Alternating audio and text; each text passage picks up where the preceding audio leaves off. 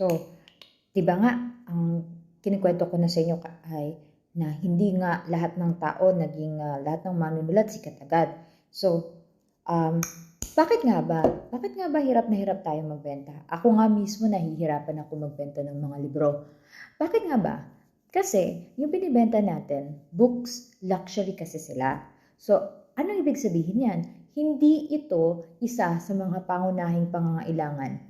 Kapag ikaw ay isang normal na tao lang na kumikita ng minimum wage, ganyan, marami kang uunahin mo nang bilhin, di ba? Bago ka bumili ng libro. So, ang libro is a commodity for those with surplus in income.